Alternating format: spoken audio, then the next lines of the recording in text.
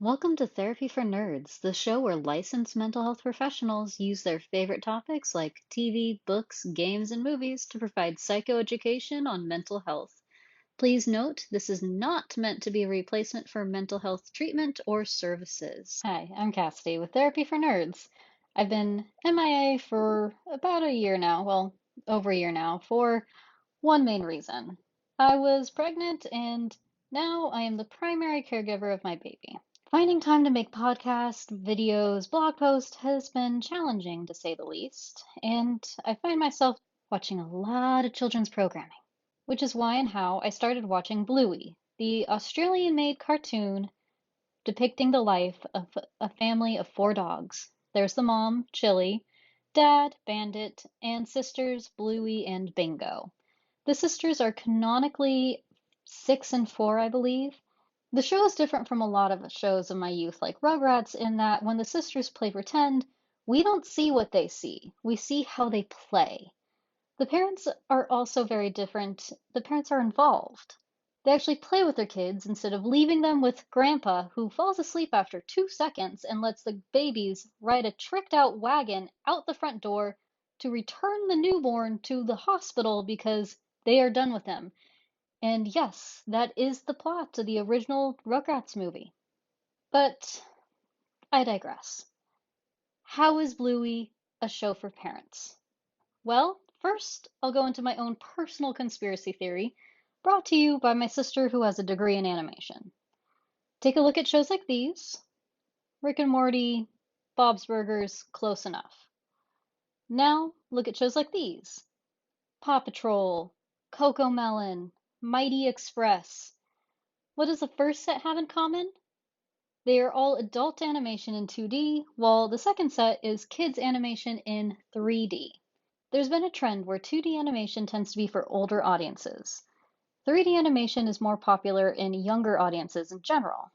Bluey would be a notable exception, except it's not, because Bluey is not made for kids. It was made for parents. Let's get into some examples from episodes. Spoilers ahead. Sticky Gecko is an episode where Chili is trying her best to get the girls out the door for a playdate. Bluey and Bingo aren't listening to their mom at all, and Chili gets to her wits' end. She becomes visibly frustrated, as a parent would be in that situation. Instead of screaming at her kids to listen, she takes a breath, sighs, and asks Bluey why.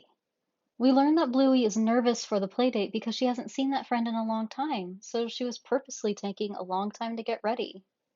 A child's feelings are often overlooked in these sorts of situations. In real life, these situations could have easily turned into a power struggle of the parent attempting to force the child to do what she's told. Instead, Chili gave Bluey a chance to voice her concerns, and Chili was able to respond effectively. This episode is an important reminder that actions are a form of communication, especially in children who may not have the words to express themselves or understand why they're feeling the way they're feeling. Octopus is a rare episode where the healers aren't the main characters.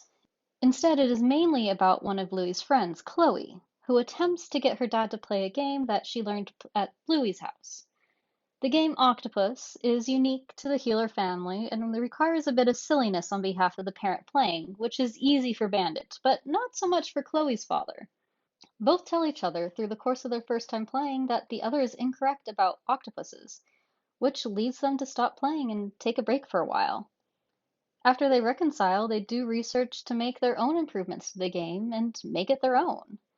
When Bluey comes over and plays, the new rules add a whole new experience. Having trouble playing with children is a common complaint with parents. This episode demonstrated how to come together to create games that both child and parent could enjoy playing. In Sheepdog, we see Chili become overstimulated. Bluey and Bingo are doing normal kid stuff, but it is a lot of noises while she's trying to make dinner. When Bandit comes home, she asks for a break, normalizing the experience of just needing 20 minutes to compose yourself from time to time. The most infamous episode of Bluey has to be Baby Race. As a new mom, I had heard that that episode was a particular favorite, that some parents got emotional, but I didn't know why until I saw it. In that episode, Chili thinks back to when Bluey was a baby and they went to a mom's group together. Chili is proud of Bluey for rolling over early, so she brags to the rest of the group, only to find another baby doing even more advanced things. Chili is determined to get Bluey to walk before the other babies. She does everything she can to teach Bluey, showing Bluey how to crawl, only for Bluey to do things like crawl backwards. Instead of enjoying the time with her baby and accepting where her baby was at, Chili tries to push through. When it looks like the other baby will walk first, Chili sits out of the class defeated.